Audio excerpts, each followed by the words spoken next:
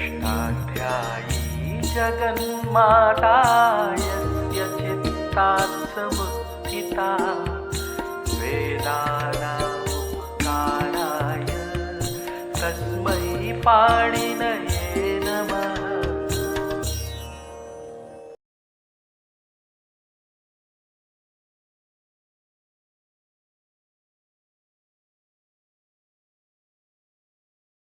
नमः पाणिनये। हम लोग औष्पी प्रक्रिया से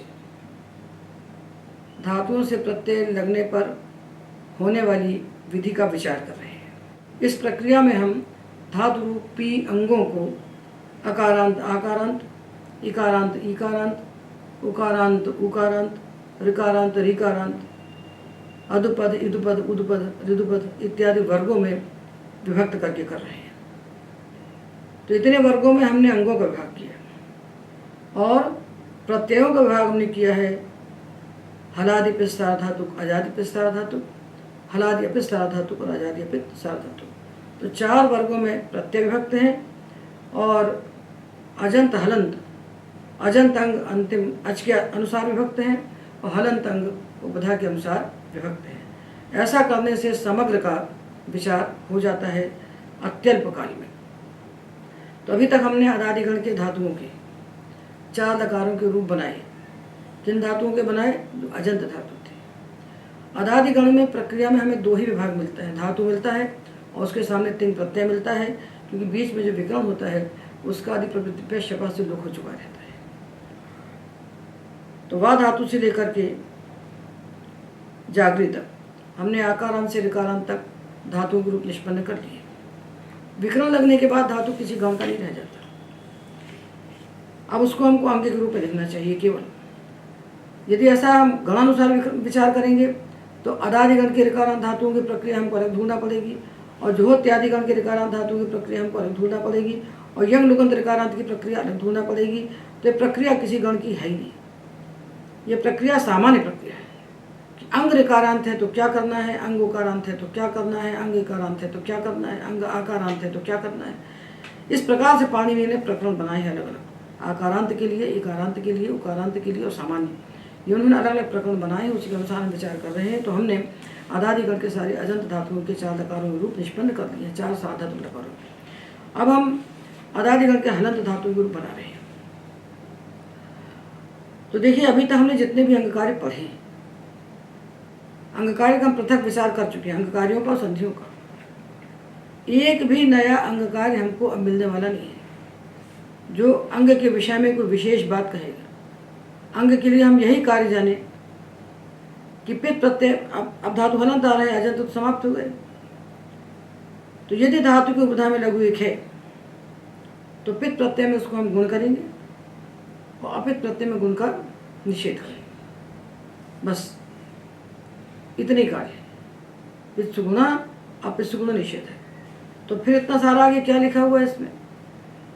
तो अदादिगण में ये होता है कि बहुत से धातुओं के लिए प्रत्यय बदल जाते हैं, प्रत्यय भिन्न हो जाते हैं। जैसे अभी हमने रू धातु के लिए देखा कि तू रूस तू शम यमस्तार धातु के, तो प्रत्यय को ईट का आगम हो गया, हलादि प्रत्ययों को ईट का आगम हो गया। तो प्रत्यय की आकृति बदल गई, पर आगम जिसको हुआ प्रत्यय वैसे ही रहा। अंग कार्य में कोई विशेषता नहीं हुई। अंग कार्य वही है कि पित प्रत्यय परे होने पर गुण करेंगे और अपित प्रत्यय परे होने पर गुण का निषेध करेंगे।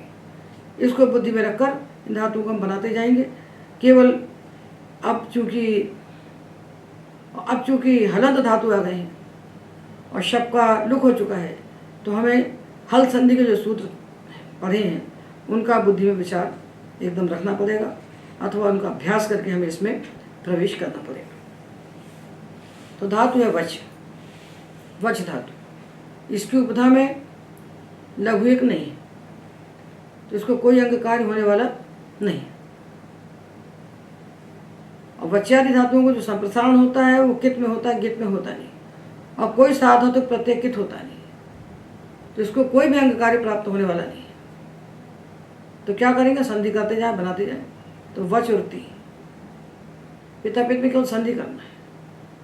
संधि का जो सूत्र होता है वो पिता पित नहीं दिखता, वो केवल वर्ण को दिखता है। उसके लिए ती और ता समान है।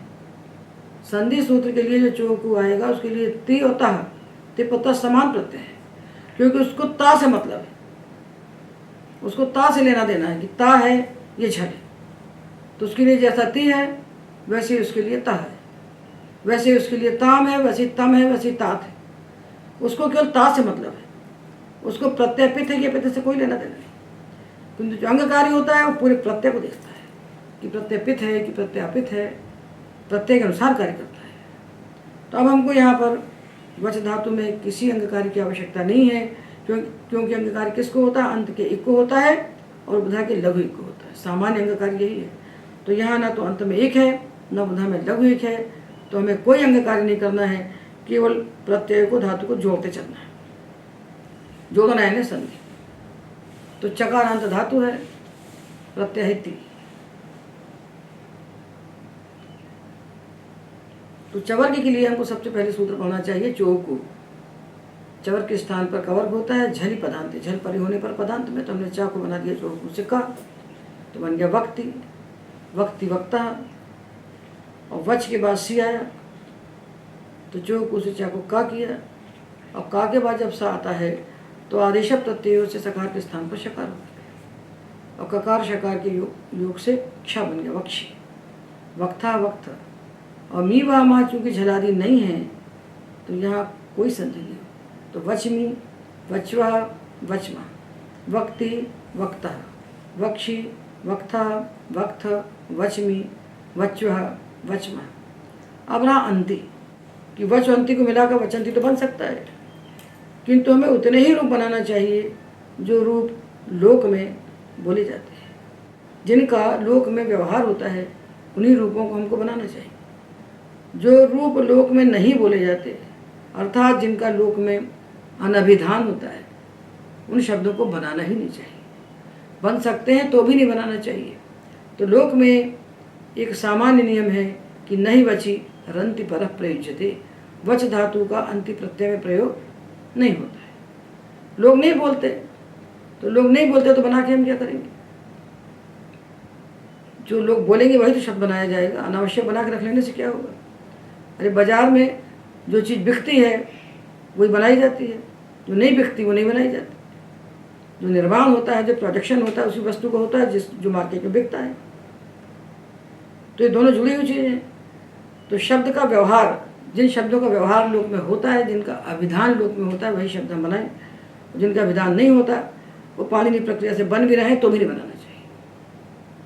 तो नहीं वची रंति परः प्रयुज्यते, वच धातु का अंति के साथ प्रयोग नहीं होता, इसलिए वचंती रूप बनाने नहीं। कुछ लोग कहते हैं कि झी परे इत्युक्ते, कि झी प्रत्यय के स्थान पर जितने भी आदेश होने वाले हैं प्रथम पुरुष बहुवचन में, वो कोई रूप नहीं बनते।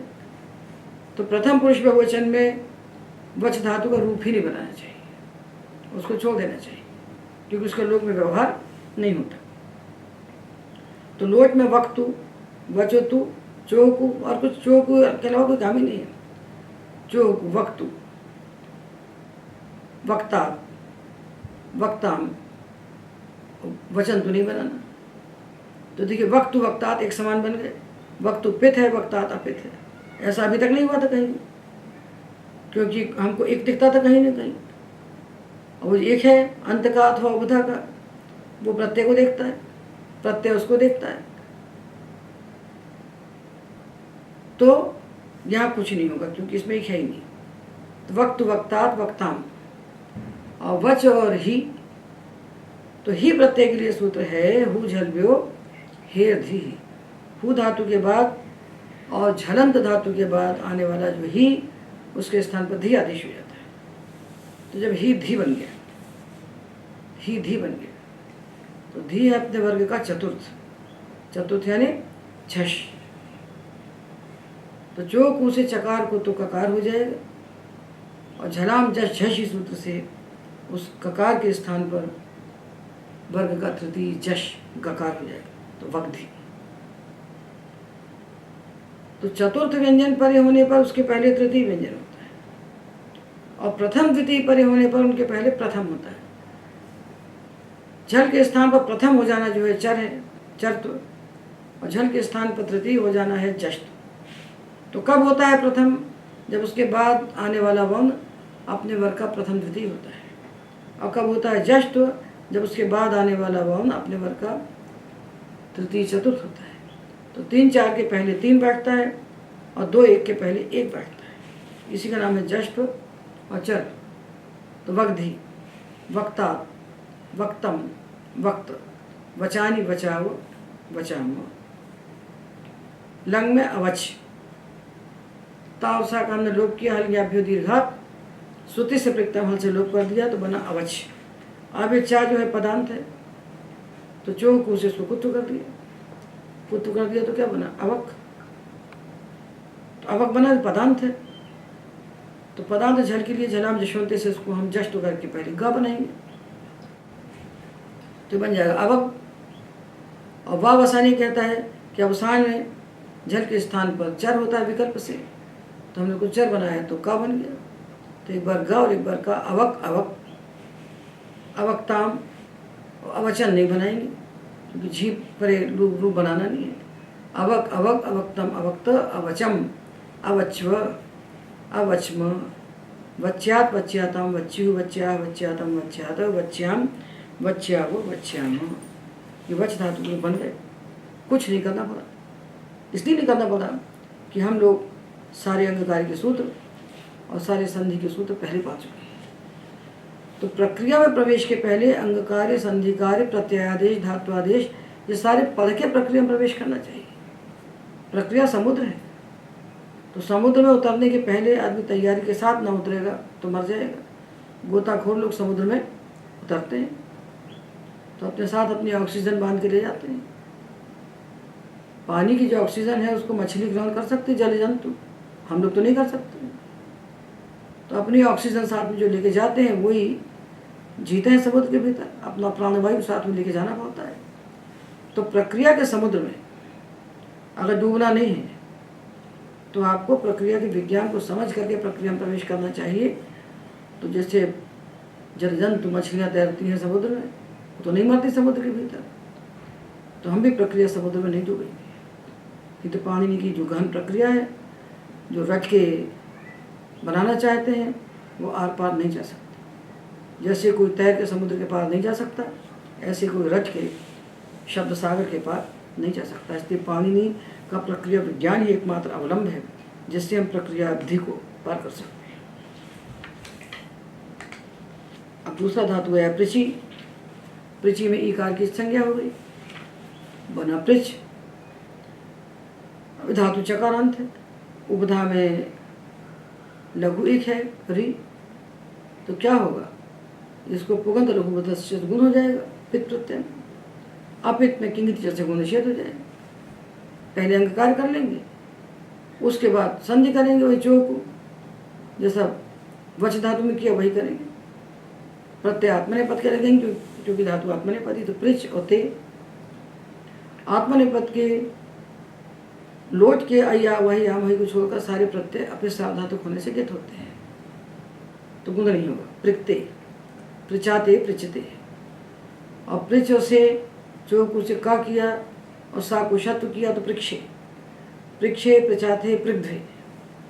ध्वा झश, उसके परे होने पर जो से चा को जो का किया था उसको जलाम झश झशी से ग हो जाए, पृग्ध्वे। पृक्ते, पृचाते, पृचते, पृक्षे, पृचाते, पृग्ध्वे, पृचे, पृच्छ्वहे, पृच्छमहे। लोट में पृक्ताम, पृचाताम, पृचताम, पृक्ष्व, पृचाताम, पृग्ध्वम। और अब आया अय्या भाई आ भाई, ये पित है। तो पित होने के कारण हम पुगंत लघुबध से उपधा को गुण करेंगे। तो परचय, परचा भाई, परचा भाई। लंग में अडागम किया तो अपृच और ता, अपृक्त, अपृचाताम, अपृचत, अपृक्थाः, अपृचाताम, अपृग्ध्वम, अपृचि, अपृच्वहि, अपृचमहि। गुण निषेध हुआ, कुछ भी गुण निषेध और संधि। और विधिलिंग में भी गुण निषेध और संधि। प्रचीत, प्रचीयाताम, प्रचीरन, प्रचीथाः, प्रचीयाताम, प्रचीध्वम, प्रचीय, प्रचीवहि, प्रचीमहि। ये अपने आप बनते जाते हैं। जो लोग कहते हैं, एक प्रवाद है लोक में कि अदादिगण बड़ा कठिन है, और यंग लुगंत तो सबसे ज़्यादा कठिन है। तो न अदादि कठिन है, न यंग लुगंत कठिन है। यदि प्रक्रिया का विज्ञान हमें हो जाए तो समुद्र में घुसना भी कठिन नहीं है और अंतरिक्ष में जाना भी कठिन नहीं है। मालूम होना चाहिए, ज्ञान होना चाहिए। तो बड़े बड़े काम लोग करते हैं। हम हमेशा बताते हैं सुनीता विलियम्स चली गई अंतरिक्ष में, 6 महीने रह गया। तो हमारे लिए कठिन है, उनको उसका विज्ञान हो तो उनके लिए कठिन नहीं है। तो किसी भी कार्य को विज्ञान पूर्वक जब किया जाता है तो सरल हो जाता है। तो विज्ञान तो पानी ने प्रकट कर ही दिया है। हमको तो उनके बनाए हुए रास्ते में चलना, हमें करना ही क्या है। उन्हें तो प्रकाशित रास्ता हमको दे रखा है कि पित्त में गुण करिए, अपित्त में गुण मत कीजिए, अंग कार्य होने के बाद संधि कर लीजिए, बस। अब धातु है मृजु। तो मृजु धातु के लिए विशेष सूत्र है, वो है मृजेर वृद्धि। मृज धातु की उपधा में जो इक है ऋकार, उसको उगंत लघु वसस्य से गुण प्राप्त होता है, उसको बाध करके मृजेर वृद्धि से वृद्धि हो जाती है। तो वृद्धि कहाँ होती है? हमने पढ़ा कि पित्त प्रत्यय में वृद्धि होगी और अपित्त में वृद्धि नहीं। तो हलादि पित्त में वृद्धि होगी, अजादि पित्त में वृद्धि होगी। हलादि अपित्त में किंगित च से वृद्धि का निषेध हो जाएगा और अजादि पित्त प्रत्यय आने पर किंगित अजादो वेश्यते से ये वृद्धि विकल्प से होगी। तो देखिए, पहले हम हलादि पित्त ले लेते हैं। मृजोत्ति, मृजेर वृद्धि से वृद्धि की तो मार्जोत्ति हो गया, बस अंग कार्य हो गया। अब हमारा क्या काम है? संधि करना। तो संधि कैसे की जाती है? संधि के लिए 2-3 सावधानी रखना पड़ती है। यदि धातु के अंत में चवर्ग है तो झटित संधि नहीं की जाती, तब चौकू का स्मरण किया जाता है। और चौकू जब लगाने चलते हैं तो उसका बाधा के भ्रष्ट भ्रष्ट उसका स्मरण किया जाता है। तो जब धातु के अंत में चवर्ग है तो चौकू और भ्रष्ट भ्रष्ट 2 सूत्रों को एकदम सामने खड़ा कर देना चाहिए। यदि धातु के अंत में चतुर्थ व्यंजन है तो झष तथो धोधा का स्मरण करना चाहिए। तो धातु के अंत में जब चवर्ग है तो चवर्गांत धातुओं को एक कदम ज़्यादा चलना पड़ता है। तो पहले आया चौकू, वो कहता है झल परे होने पर चवर्ग के स्थान पर कवर्ग करो, तो उसको बाधता है भ्रष्ट भ्रज सृज मृज यज राज भ्रज छशाम शह। ये जो भ्रष्टादि धातु हैं जिसमें मृज पढ़ा गया है, भ्रष्ट भ्रष्ट सृज मृज, तो इन धातुओं को चौकू से कुत्त नहीं होता। इनके जकार के स्थान पर भ्रष्ट भ्रज सूत्र से मूर्धन शकार होता है। तो मृज को हमने वृद्धि करके बनाया मार्ज, और मार्ज के जा को बनाया शा, तो मार्श। और शा के बाद जब ती आया, मूर्धन शा के बाद, तो स्टुनाष्टु से उस ती को हमने टी कर दिया, माष्टी। और जब मृज के बाद तस प्रत्यय आया तो यह अपित है, तो वृद्धि तो नहीं होगी और संधि तो वही होगी, क्योंकि संधि को पित्त अपित से लेना देना नहीं है, अंग कार्य को लेना देना है। तो अंग कार्य में क्या हुआ? पित्त में तो वृद्धि हो गई, अपित्त वृद्धि नहीं हुई, अंग कार्य भेद हो गया और संधि कार्य वही रहा, जो माष्टी में था वही मृष्टा में। तो मृज और तह, जा को कर दिया हमने भ्रष्ट भ्रज से शा, और ता को कर दिया स्टुनाष्टु से टा, भ्रष्टा, माष्टि भ्रष्टा। जब अंति प्रत्यय है तो अंति प्रत्यय भी अपित, अपित होने से वृद्धि नहीं होना चाहिए, किंगित च से निषेध हो जाना चाहिए। किंतु यह वार्तिक आता है किंगित अजादो वेश्यते।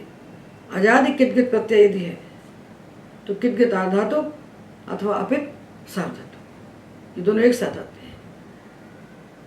तो अजादि कितगित प्रत्यय परे होने पर मृज धातु की उपधा में जो इक है उसके स्थान पर विकल्प से वृद्धि होती है। तो भवती और न भवती, तो मृज और अंति, वृद्धि हो गई तो मार्जंती, और वृद्धि नहीं हुई तो मृजंती। माष्टि मृष्टा मृजंती मार्जंती।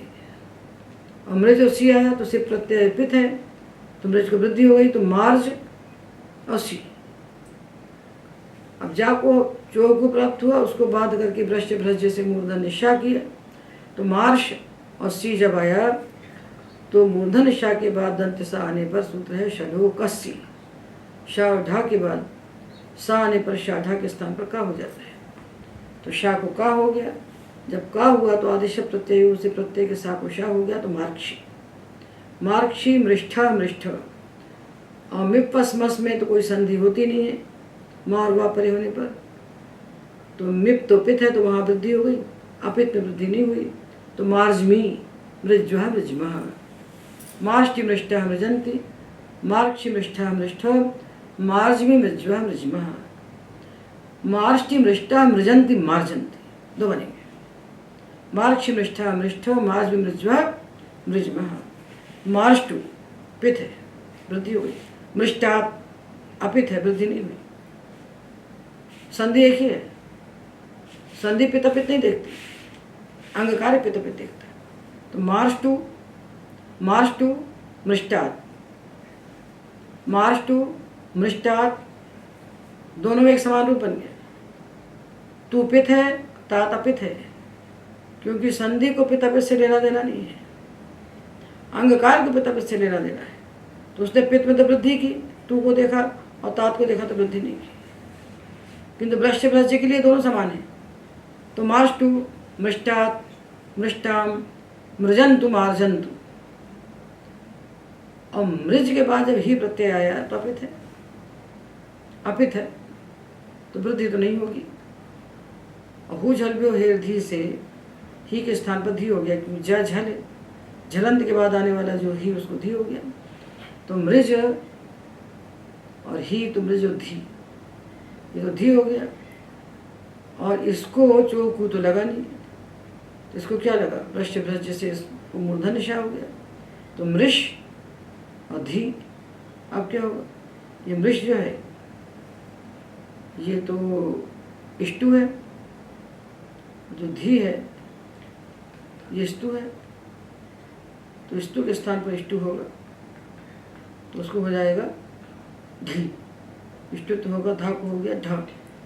तो मृष और ढी, जब वो ढा बन गया तो ये मूर्धन्य श जो उसके पहले बैठा था, ढा चतुर्थ व्यंजन है, चतुर्थ के पहले जश होता है, तो मूर्धन्य श को जश हो गया। तो जश तो होके जब द 5 जश है, मूर्धन्य श 1 है, जश 5 है, तो स्थानेन्तरतम प्रसंगे सति सदृशतम आदेश, प्रसंग होने पर, प्रसक्ति होने पर जो समान स्थान वाला होता है वही आदेश होता है।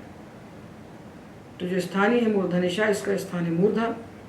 आदेशों में डकार का स्थान है मूर्धा, द्वितीयवशाणाम मूर्धा, तो क्या हो गया मृद्धि। मृद्धि मृद्धि मृष्टात् मृष्टम मृष्ट, और आनी आव आम जब आए तो वृद्धि हो गई। मार्जानी मार्जाव मार्जाम, धातु केवल परस्मैपदी है। और विधिलिंग के प्रत्यय चूंकि अपित है तो वृद्धि नहीं हुई। हलादि अपित है तो विकल्प नहीं हुआ। तो मृज्यात मृज्याता मृज्यु, मृज्या मृज्यात मृज्यात, मृज्याम मृज्याव मृज्याम। कुछ नहीं देखना है और किसी से नहीं पूछना। अंग कार्यों में विवेक पूर्वक यत्न करना है और दृष्टि अंग पर रखना है। अजंत अंग है तो अंत में दृष्टि रखिए, हलंत अंग है तो उपधा में दृष्टि रखिए। अंत में इक है तो अंग कार्य होगा, उपधा में लघु इक है तो अंग कार्य होगा। लघु इक के अलावा उपधा में कुछ है तो कुछ होगा, फिर सीधे संधि हो जाएगी। और अंग कार्य पहले करना है और संधि को बाद में। चवर्ग अंत में आता है तो चो को देखना है और वृश्च भ्रश्च को देखना है। यदि धातु भ्रष्टादि नहीं है तो चो को करना है, भ्रष्टादि है तो चो को न करके वृश्च भ्रश्च से श कर देना है। अब धातु है निज, निजी धातु है निजी, तो निजी में इकार की संज्ञा करके द्वितोरम धातु से नमागम किया और नकार के स्थान पर होना से ना कर दिया तो धातु बन गया निंज। निंज, अब इस निंज को देखिए, इसको पहचानिए कि इसको क्या अंगकारी होगा। इसको कोई अंगकार कभी नहीं होगा, कभी होगा नहीं कोई अंगकार, क्योंकि इसके अंत में एक है नहीं, उपधा लघु भी नहीं है। और जो ना इसमें उपधा सुनाई पड़ रहा है, ये हमने द्वितोरम धातु से नमागम करके जोड़ा है, तो इसका लोभ भी कभी नहीं हो सकता, क्योंकि इधर धातु है। तो इस निज धातु को कभी कोई अंगकार होने वाला नहीं है। जो कुछ होगा संधि होगी, उसको देख के पहचान लो। निंज कैसा अंग है, न तो इगंत है, न इगुपद है, न अनिदित है, न संप्रसारण नहीं। हमने जितने प्रकार के अंग पढ़े उनमें से कहीं नहीं आता। जब कहीं नहीं आता तो कुछ नहीं होगा। तो निंज में खाली प्रत्यय लगाइए और संधि करते जाइए। निंज होते, जकारांत धातु है, चवर्गांत धातु है, चोकू आएगा। और वृश्च के भीतर है निंज धातु, पढ़ा नहीं गया तो चोकू ही लगेगा इसमें। तो चा छा जा के स्थान पर हो गया का खा गा, निंग जा को गा हो गया और ते आया। तो ता था और सा, ये तीन प्रत्यय खर हैं। इनके परे होने पर खरी चा से हम इसके पूर्व में स्थित जो झल उसके स्थान पर चल पड़ते हैं। खर का मतलब ता था सा समझ लीजिए मोटी मोटी भाषा में। स्थूल भाषा में खर का अर्थ आप ता था सा समझ लीजिए। प्रत्यय में ता मिलेगा, था मिलेगा, सा तो एक खर है। तो निंग था ते, गा को हमने बना दिया चर करके का, निंगते निंगते। अब निंज और आते आया, तो आते तो झल है ही नहीं, तो यहाँ संधि भी नहीं होगी। अंग कार्य तो हो ही नहीं रहा था और संधि भी नहीं हुई, तो छुट्टी कितना सरल। इससे सरल कोई धातु नहीं। लोग कहते हैं अनादिगम कठिन है, इसमें क्या कुछ हो ही नहीं रहा, क्या कठिन है। ना अंग कार्य हो रहा, ना संधि हो रही। निंज और आते निंजाते, निंज और आते निंजते। निंज और से चोकू से जा को हमने गा किया और खरीचा से उसको का किया। जब का के बाद सा आया तो उसको शा का दिया, निंक्षे। निंज आते निंजाते, निंजो थे, तो चोकू ने जा को गा बना दिया। और धा परे, तो धकार परे होने पर जलाम जशी से गा को गा ही होना है, तो कुछ मत करिए, कोई मतलब नहीं करने का। निंग ध्वे और ए वहे महे में भी कुछ नहीं हुआ। निंजे निंज वहे निंज महे, निंगते निंजाते निंजते, निंक्षे निंजाते निंगध्वे, निंजे निंज वहे निंज महे, कुछ नहीं हुआ। निंगताम निंजाताम निंजताम, निंक्षु निंजाताम निंगध्वम और निंजय निंजा वही निंजा मही। लट लकार में अडागम किया तो अनिंज होता, अनिंगत अनिंगत अनिंजाताम अनिंजत, अनिंगथाह अनिंजाताम अनिंध्वम, अनिंज अनिंजवई अनिंजमयी, निंजीत निंजियाताम निंजीरन, निंजीथाह निंजियाताम निंजीध्वम, निंजीयो निंजीवई निंजीमयी, कुछ भी नहीं हुआ। हमको झल परे होने पर हमने संधि की और बाकी में वो भी नहीं की। झल ना होने पर वो भी नहीं करना पड़ा, ये रूप अपने आप बन गए। तो जिस प्रकार हमने निजी निंज के रूप बनाए निंगते, इसी प्रकार पिज पिंज पिंगते और शिज शिंज शिंगते के रूप बना लीजिए। निजी निंज निंगते, पिजी पिंज पिंगते, शिजी शिंज शिंगते, शिंजाते शिंजते, पिंगते पिंजाते पिंजते। अब धातु आता है वृजी। वृजी, वृजी में ई की संज्ञा करती है। अब इदित नहीं है तो ईदित है, ईदित होता तो नमागम करते, ईदित को नमागम होता नहीं तो कुछ नहीं किया। वृज और ए आते,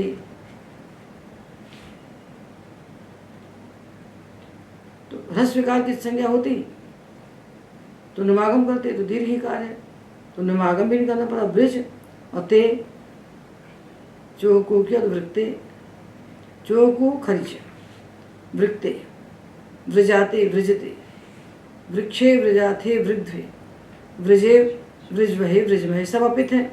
तो गुण भी नहीं किया, खाली जोड़ते चले गए। कहाँ गुण करेंगे? अया भाई या मही में गुण कर देंगे। अवृक्त, अवृजाताम अवृजत, अवृक्था अवृजाताम अवृध्वम, अवृजी अवृजवही अवृजमही, वैसे बना लेंगे। और अया वही आ वही में गुण करेंगे तो वर्जई वर्जा वही वर्जा वही। तो अया वही आ वही में गुण करेंगे क्योंकि प्रत्यपित है, तो बुधा के लघु एक के स्थान पर गुण करेंगे तो वर्जई वर्जा वही वर्जा मही। अब धातु है ईदस्तुतो, ये डकारांत धातु है और आत्मनेपदी है और शकारांत का भी ऐसे ही बनता है, तो यही बना लिया जाए तो अच्छे ही है। तो ईद धातु और ईश धातुओं को से और ध्वे प्रत्यय परे होने पर, तो से का तो से प्रत्यय नहीं, सा है, से का सा है, सकार परे होने पर तो स्व प्रत्यय भी आ जाएगा। तो लोट लकार का स्व प्रत्यय, लट लकार का से प्रत्यय और लोट लकार का ध्वम प्रत्यय परे होने पर इट का आगम होता है, इट का आगम होता है। तो लोट का ध्वम परे होने पर इट होता है और लंग का ध्वम परे होने पर ईट नहीं होता। तो ईट और ते अंगकार कुछ प्राप्त है नहीं, क्योंकि बुधा में लघु एक नहीं है। तो संधि होगी, तो संधि क्या हुई? ईड और ते। तो डा है इष्टु और ता है स्तु, तो जो स्तु था उसको स्टुराष्टु से इष्टु हो गया। तो ईड और जो ते को हो गया टे। अब ये टा जो है ये खर है, ता था सा ये खर है, टा भी खर है। पहले दूसरे अक्षर खर होते हैं, तो टा खर है, तो खर के पहले जा को हो गया चर। चर यानी अपने वर्ग का पहला अक्षर हो गया, तो भी टा ईटे। ईटे ईडाते ईडते, और ईड और से जब आया तो उसको इडागम हो गया। ईड जनो द्वे चसूत से इडागम हो गया, तो ईडिशे इडागम हो गया साकुशत आदेश प्रत्यय। ईडिशे ईडाथे ईडिध्वे, ईडे ईड्वहे ईडमहे। और लोट में ईटाम ईडोताम, ईडोताम संधि हो गई। संधि क्या हुई? इष्टराष्टु से इसको हो गया ता को टा, और उसके पहले जो डा था उसको चर हो के टा। ईटाम ईडाताम ईडताम, स्व प्रत्यय परे होने पर भी ईडागम हुआ, तो ईडेश्व ईडाथाम ईडिध्वम ईडई ईडा वही ईडा माई। और लंग लकार में आठ आजादी नाम से आठ आगम हुआ, क्योंकि धातु आजादी है। तो ईड के पहले आठ का आगम हुआ, और आ और ई के स्थान पर वृद्धि एक आदेश हो गया। दोनों के स्थान पर आठ से वृद्धि हो गई, तो ऐट ऐट ऐडाताम ऐडत, ऐठाह ऐडाथाम ऐढ्वम ऐडी ऐड्वहि ऐड्महि।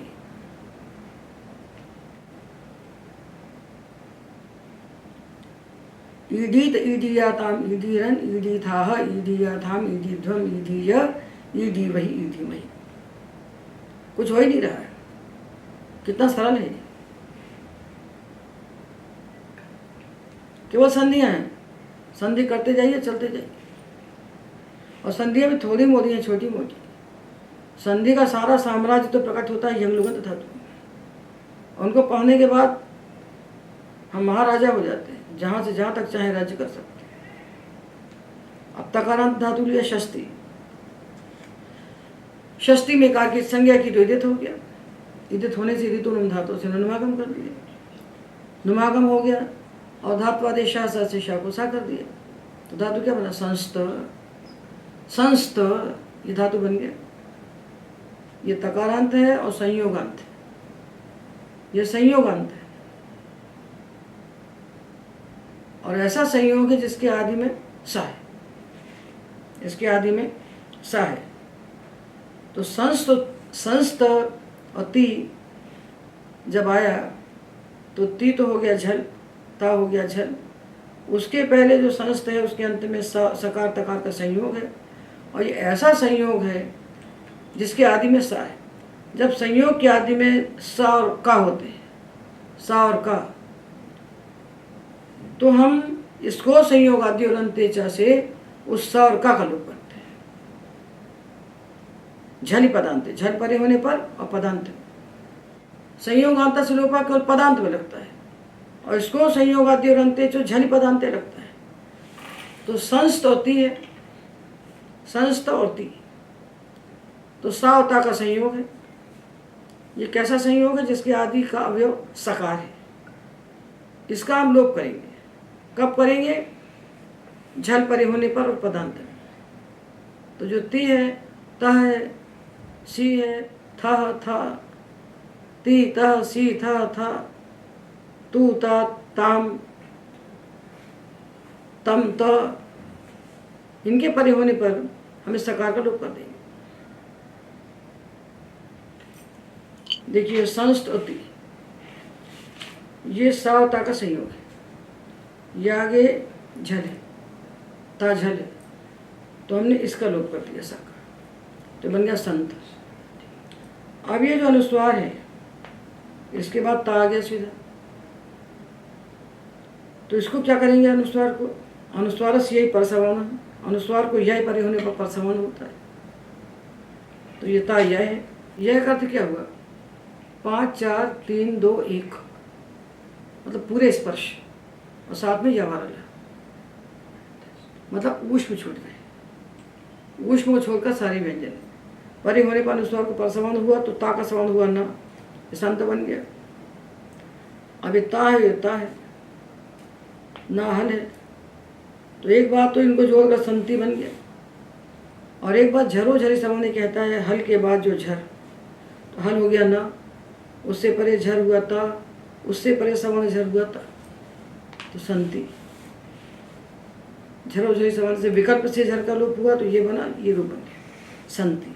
और इसी प्रकार संत है। अब आया अंति, तो अंति तो झल है नहीं, अंति तो झल नहीं है, अंति परे कुछ नहीं होगा, तो संस्त धातु है, अंग अंति प्रत्यय संस्तंति, तो संति संतः संस्तंति।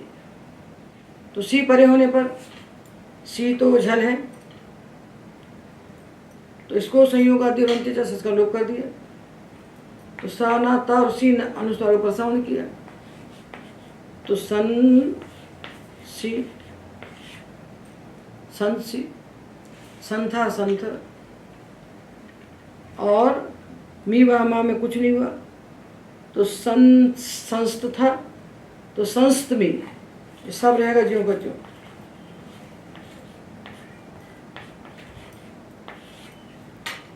संस्त में कुछ भी नहीं हुआ, किसी का लोप नहीं हुआ। संस्त में, संस्त्वः, संस्तमः, कुछ नहीं हुआ, कुछ प्राप्ति नहीं है।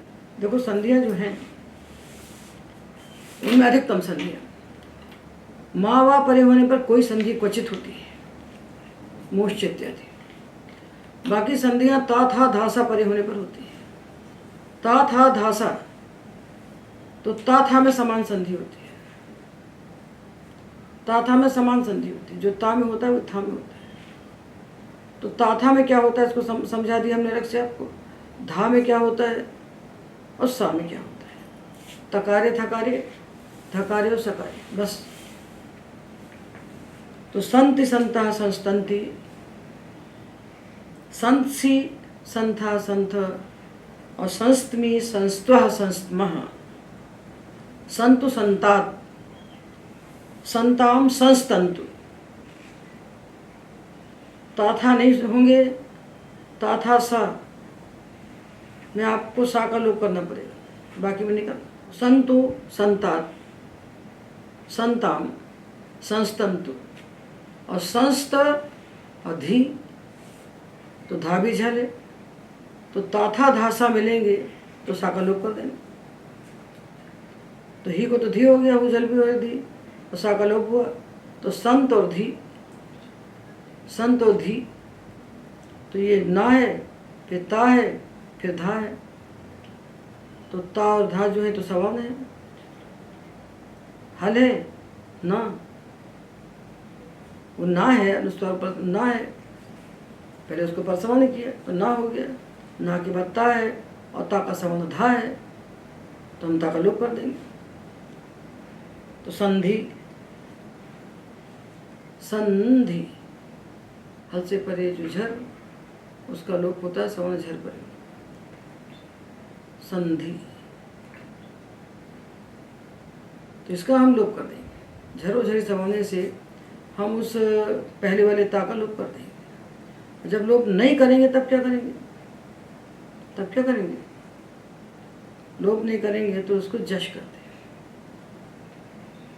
क्योंकि धा है, तो जनाम जश जशित ता करें, तो एक बार ता का लोप होगा और एक बार दा आधा और धा, संधि, दा मिला धा, संधि। संतात, संतम,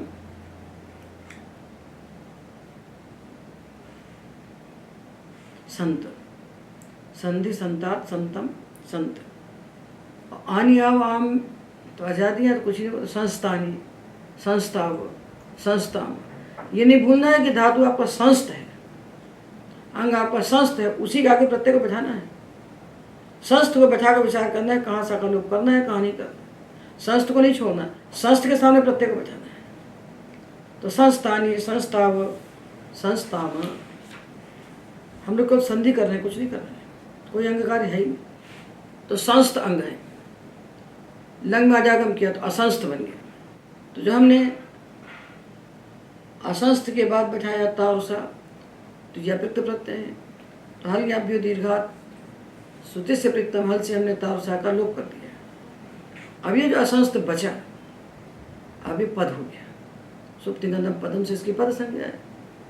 जो पदांत संयोग है, इसमें सावता का जो संयोग है, ये पदांत संयोग है। तो पदांत संयोग में भी इसको संयोगाद्योरंत्य च तो बाधक बनेगा। तो जब संयोगांत से लोपा से संयोगांत तकार का लोप प्राप्त हुआ, तो इसको संयोगाद्योरंत्य च कहेगा कि जिस संयोग के आदि में सकार और ककार है, वहाँ सकार ककार का लोप होता है, अंत का लोप नहीं होता। तो हमने सा का लोप कर दिया, तो क्या बना? असंस्थ था तो सा का लोप हुआ, तो आसा न था। अब फिर संयोग आ गया, अब संयोगांत लोप हो जाएगा, अब संयोगांत लोप हो जाएगा, तो बनेगा असन। अब असन हो जाएगा। तो पहले इसको संयोगादि और अंत्य से हमने सकार का लोप किया, उसके बाद संयोगांत से लोपा से हमने तकार का लोप, बना असन। असन, असंताम असंस्तन, असन असंतम असंत, असंस्तम असंस्त्व असंस्तम। अच परे होने पर और वामा परे होने पर कुछ नहीं होगा, जो कुछ होगा ताथा धासा में, या में भी नहीं होगा। तो एक सामान्य बात समझ लीजिए कि वा मा या और अच, ये जो प्रत्यय हमारे सामने खड़े हैं 74, ये 74 प्रत्यय हमारे सामने जो वर्तमान है, इनमें से जो प्रत्यय आजादी हैं, जो वा मा और या से शुरू हो रहे हैं, इनके परे होने पर हमें संधि नहीं करना है। केवल एक संधि, एक दो कार्य हमको प्राप्त होंगे, एक तो छोष हो जाएगा, दूसरा मोश्च। वो यहाँ नहीं आएंगे, वो सब यंगलुगंत में आएंगे, अभी कुछ नहीं आने वाले। यंगलुगंत यहाँ आने नहीं किसी सूत्र। तो यहाँ अदादि में जब तक हम चल रहे हैं, अदादि से जो इत्यादि पूरे साधात में चल रहे हैं, यहाँ वा मा या और अच, इनसे आरंभ जो प्रत्यय हो रहे हैं, उनमें हमें कोई कार्य नहीं करना, उनमें केवल हमको संयोग कर जोड़ देना है, धातु और प्रत्यय को जोड़ देना है। तो कहाँ करना है हमको संधि? ताथा धासा परे होने। बस तो इसमें आधा निकल गया, भार आपका हल्का हो गया। वामा देखेगा तो आप कुछ करने नहीं है। संस्तो वह, संस्त्वः, संस्तो मह, संस्मः, संस्तो यात, संस्त्यात्, संस्त आनी, संस्थानी। तो अच और यावा माँ परे होने पर संधि करना ही नहीं है। तो आप कहोगे करना क्यों नहीं है, मोक्ष आएगा तब करना होगा, तो वो पढ़ेंगे हम यंग में, यहाँ जरूरत नहीं पड़ेगी, हमको आवश्यकता नहीं पड़ने वाली है। एक मोक्ष आएगा, तो जब आएगा तब उसको देखेंगे। अभी तो पूरी पुस्तक पढ़ लिया, तो वामा परे होने पर, या परे होने पर, अच परे होने पर आँख बंद करके आप दोनों को जोड़ दीजिए। विचार कहाँ कीजिए? ताथा धासा में। और ये ध्यान रखिए, ताथा सा परे होने पर तो चर होगा और धा परे होने पर चश होगा। तो ये संस्थि के रूप बन गए 4 लकार में।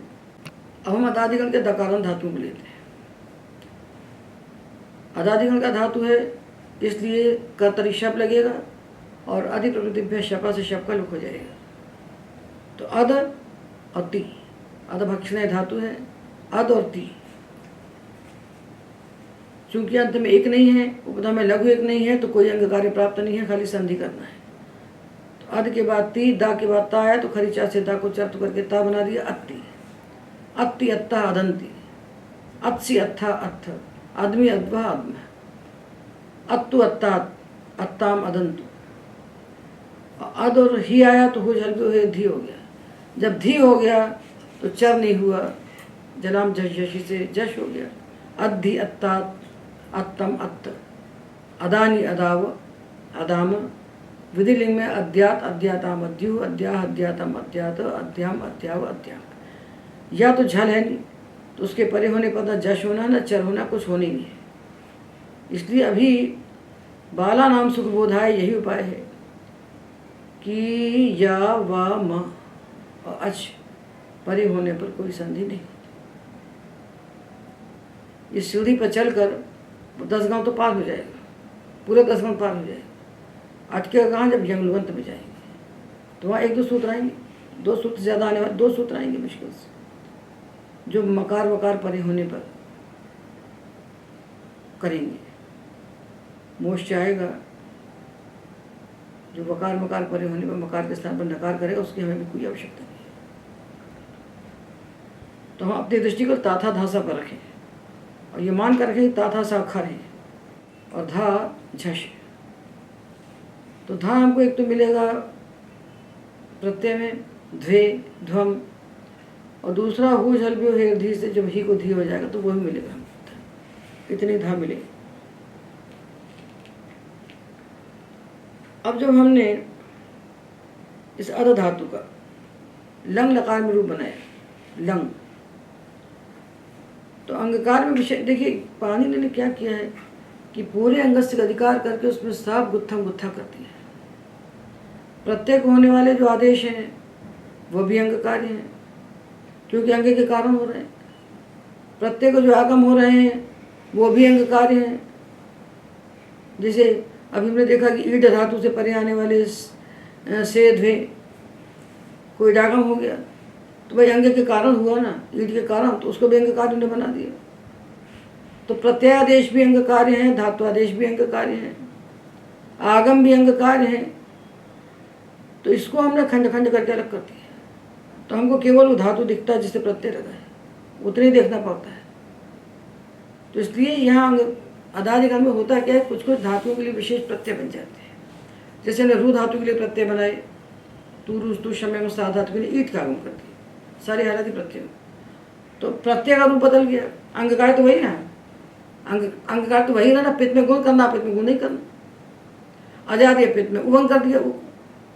तो जो अंगकार का हमने बनाया है चित्र, वो जो का तो बनाए कि यदि उकार है अंत में तो हलादि पित्त में गुण होगा, अजादि पित्त में गुण होकर के अवादेश होगा, हलादि पित्त में गुण का निषेध होगा, अजादि पित्त में उभंग हो जाएगा। और यदि उत वृद्धि लुकी हली का विषय है तो हलादि पित्त में वृद्धि हो जाएगी। बस। तो ये जो ईट का आगम हुआ, इसने क्या किया, इसने प्रत्यय को बदला।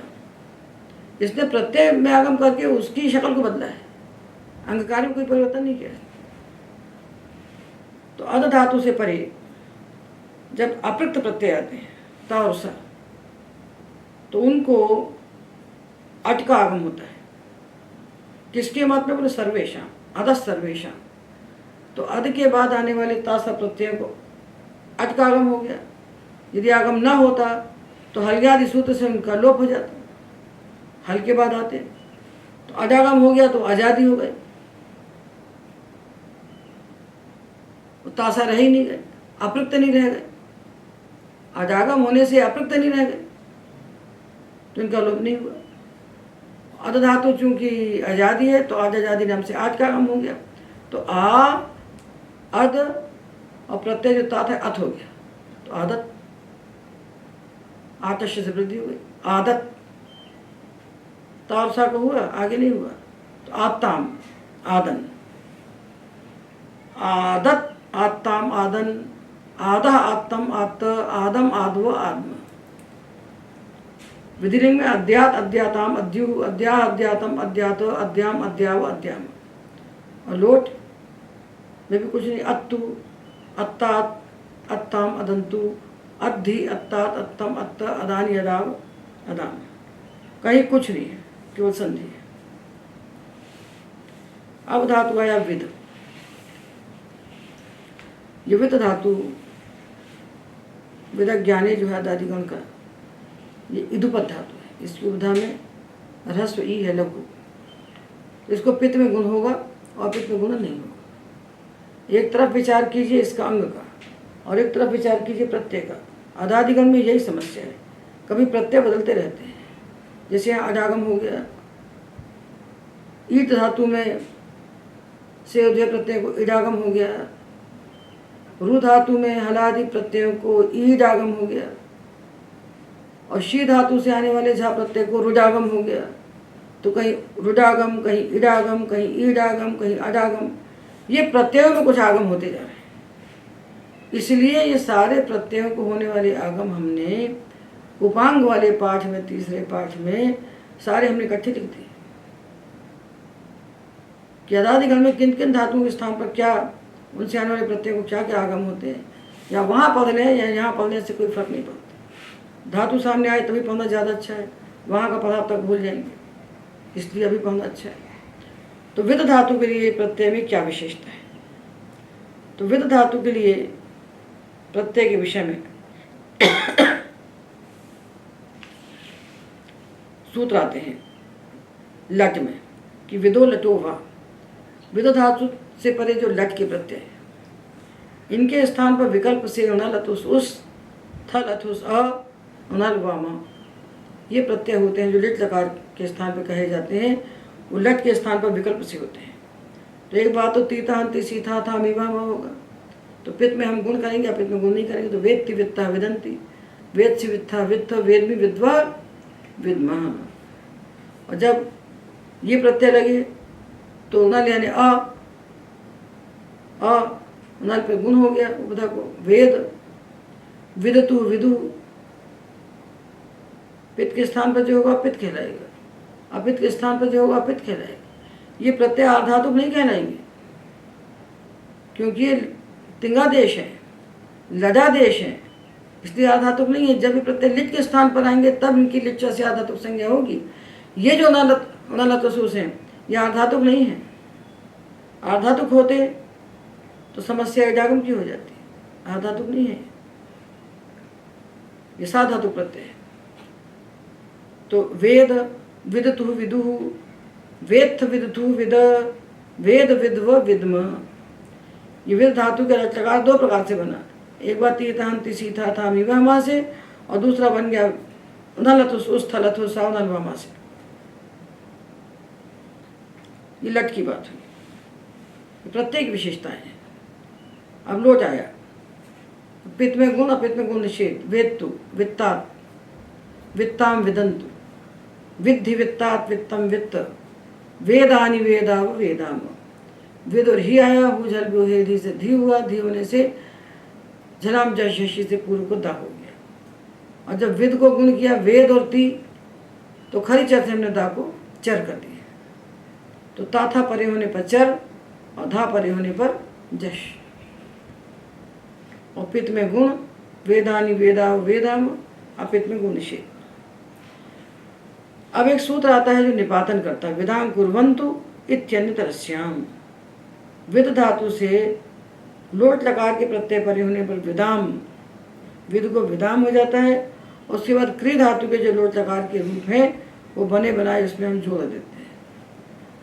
तो विद को विदाम हो गया और करो क्री धातु के रूप लगा दिया उसमें, तो निपातन से बन गए ऐसे के ऐसे, इसमें हमें कुछ नहीं करना। तो विदाम करो तू, विदाम कुरुतात, विदाम कुरुताम, विदाम कुर्वन्तु, विदाम कुरु, विदाम कुरुतात, विदाम कुरुतम, विदाम कुरुत, विदाम कर्माणि, विदाम करवाव कर, विदाम करवाम। करोतु कुरुतात कुरुताम कुर्वन्तु, कुरु कुरुतात कुरुतम कुरुत, कर्माणि करवाव करवाम। ये जो रूप हैं लोट लकार के, वो ज्यों के त्यों उठा के जोड़ दीजिए और विद को आम करके विदाम बना लीजिए। इसलिए इसको उन्होंने आम के प्रकरण में, काश प्रत्यादाम मंत्री रीति के प्रकरण में सूत्र को रखा है आम के अनुवृत्ति के लिए। अब आया लंग लकार। तो लंग लकार में दो कार्य होते हैं विशेष। एक कार्य तो होता है जो प्रत्यय है झी, जिसके स्थान पर हम अन बनाते हैं, इतश्य से कार का लोप करके संयोगात लोप करके इसको अन बनाते हैं, ताताम अन। तो विद धातु से परे अन नहीं होता, विद धातु से परे अन नहीं होता। तो क्या होता है, सिज अभ्यस्त विधिभ्यश्च, सिज से परे, अभ्यस्त से परे, विद से परे आने वाले गित लकार के झी के स्थान पर जुस होता है। तो विद धातु का लंग लकार बनाएंगे तो हमको अन नहीं बोलना है, भूल के उहु बोलना है। ये तो प्रत्यय की बात होगी। और अंगकार की बात हम बताते हैं आपको साथ में। तो अविद और प्रत्यय लंग लगा के ता और सा। तो अविद को हुआ अवेद, उपधा को गुण हो गया अवेद, अवित्ताम अविदु, अवेद अवित्तम अवित्त, अवेदम अविद्व अविद्म, ये तो बन गए। अब ये तासा प्रत्यय हैं, इनके लिए विशेष सूत्र हमने पढ़ा है संधि में। क्या पढ़ा है? दश्च। अवेद जो बना दकारांत पद बना, दकारांत धातु रूपी पद बना, उसके लिए हमने पढ़ा है दश्च। दकारांत धातु रूपी जो पद है उसके स्थान पर विकल्प से रु आदेश होता है सिप परे होने पर। तो ता प्रत्यय परे होने पर अवेद अवेद दो बन गए। अवेद तो था दकारांत, उसको वावसाने से चर्त करके अवेद बना दिया। और जब सिप आया तो इसको विकल्प से रू कर दिया, दा को रू किया, रू में ऊ की संज्ञा करके रा बचा, उसको खरवसाने विसर्जनीय से विषय कर दिया। तो अवे है अवेद अवेद अवे है। प्रथम पुरुष में अवेद अवेद, अवित्ताम अविदु, और मध्य में अवेद अवेद अवे है। दश्च ने रू किया। अवित्तम अवित्त, अम्पित है तो गुण किया अवेदम, अवामापित है तो गुण नहीं किया अविद्व अविद्म। और विधिलिंग में विद्यात विद्याताम विद्यु, विद्या विद्यातम विद्यात, विद्याम विद्या विद्याम। ये तो 4 दकार इसके बन गए। अब आत्मनेपद में क्या होगा? आत्मनेपद में क्या विशेष होगा? तो आप पूछिए आत्मनेपद ही कैसे होगा? जब वे धातु परस्वी पदी है तो आत्मनेपद कैसे प्रत्यय लगेंगे इसमें? तो देखिए, किसी धातु जब कोई पद बदलता है तो उसके लिए सारे सूत्र पाणिनि ने प्रथम अध्याय के तृतीय पाद में अनुदात्त गीत आत्मनेपदम सूत्र है। तो देखिए, प्रथम अध्याय के तृतीय पाद में सूत्र है अनुदात्त गीत आत्मनेपदम। यह 1 3 12 यहाँ से लेकर पादांत तक 93 सूत्र होंगे इस पाद में। तो 1 3 12 से 1 3 93 सूत्र होगा लुचिचर कृपा। इतने सूत्रों का ये अधिकार है, पूरा एक प्रकरण है। इस प्रकरण में क्या होता है, ये प्रकरण आपको स्वयं पढ़ना चाहिए। ये प्रकरण गुरुमुख से पढ़ने का नहीं है। इसमें क्या होता है, धातुओं के लिए पद का निर्णय होता है। धातु पाठ में जो धातु दिए गए हैं उनके पद स्वरों के अनुसार और अनुबंधों के अनुसार बता दिए गए। जैसे शींग धातु है, गित है, तो अनुदात्त गीत आत्मनेपद बता दिए। ऋ क्रिय है तो स्वरता कतर प्राय क्रियाफल बता दिए, और स्वरों के आधार पर उनके पद बता दिए कि अनुदात्त तेत है तो उनसे आत्मनेपद होता है, और स्वरितेश से उभय पद होता है। बचे हुए से शेषात कर्तरी परस्वी पद, बात खत्म हो गई। पर इतना से काम नहीं चलता ना। तो धातु पाठ के अनुसार तो जी धातु परस्वी पदी है, जयति इतनी बनना चाहिए। तो विजयते कैसे बन जाता है? तो विजयते के लिए आपको यहाँ जाना पड़ेगा। ये कहता विपराभ्याम जे, व्यू परा उपसर्ग के साथ जी धातु से आत्मनेपद हो जाता है। तो कभी किसी उपसर्ग के साथ धातु का पद बदल जाता है, कभी किसी अर्थ विशेष में धातु का पद बदल जाता है। क्रीडोनुसंपरिभ्यश्च, तो कभी कभी, अब क्रीडोनुसंपरिभ्यश्च, क्रीड धातु तो आपने पढ़ा है परस्मैपदी क्रीडत, और संक्रीडते अनुक्रीडते विक्रीडते में आत्मनेपद हो गया। तो कभी किसी अर्थ विशेष में धातु का पद बदल जाता है, कभी किसी उपसर्ग के साथ धातु से प्रत्ययों का पद बदल जाता है। इसलिए इसको पढ़े बिना पदज्ञान की पूर्णता नहीं होती। तो सूत्र आता है यहाँ पर समोगमी ऋच्छिभ्याम, काशिका में दिया है समोगमी ऋच्छि प्रच्छि स्वरत्यादि शुरू विधिभ्य, ये सूत्र है। तो सम उपसर्ग के साथ जो गम धातु है उसके साथ वार्तिक हैं शुरू विधिभ्य इत्यादि। तो विद धातु जब सम उपसर्ग के बाद आता है तो सम उपसर्ग से युक्त जो विद धातु है, सम के बाद आने वाला जो विद धातु, उससे आत्मनेपद हो जाता है, उससे आत्मनेपद। तो अकेला विद धातु परस्मैपदी और सम के साथ आएगा तो आत्मनेपदी, सम उपसर्ग के साथ आएगा तो आत्मनेपदी। और जब ये आत्मनेपदी हो जाता है तो उसके लिए प्रत्ययादेश होता है वेत्तेर भाषा। अदादिगण का जो विद धातु है उसके बाद जब आत्मनेपदी प्रत्यय आते हैं तो कब आएंगे? जब उपसर्ग के पहले सम। तो कब आएंगे आत्मनेपदी प्रत्यय? जब विद के पहले सम उपसर्ग होगा। तो सम उपसर्ग है, विद धातु है और आत्मनेपद का प्रत्यय आया झ, ताताम झ। तो झा से क्या बनाएंगे हम? विद के बाद जब झा आएगा तो शब का तो लुक हो गया है, तो विद तो दकारांत है, अनदंत है। तो अनदंत के बाद आने वाले झा के स्थान पर आत्मनेपदेश वनता सूत्र से अतादेश हुआ और चित आत्मनेपदा नाम तेरे से तो करके बन गया अते। अते बना, विद धातु के प्रत्यय बना अते। उसी के लिए सूत्र आता वेत्तेर भाषा। अदादिगण का जो विद धातु है उससे परे जब आत्मनेपद का झ आएगा तो उसको विकल्प से रुट का गुण हो, तो एक बार वो रते बन जाएगा और एक बार वो अते रहेगा। तो संवित्ते, संविदाते, संविदते, संविद्रते, संविद से संविदाते, संविद्वे, संविदे, संविद्वहे, संविद्महे, संवित्ताम, संविदाताम, संविद्रताम और संविदताम, संवित्स्व, संविदाताम, संविध्वम और संवेदई, संवेदावहै, संवेदामहै, अय्यावहै, यावहै में उपधा को आपको गुण करना पड़ेगा क्योंकि पित है।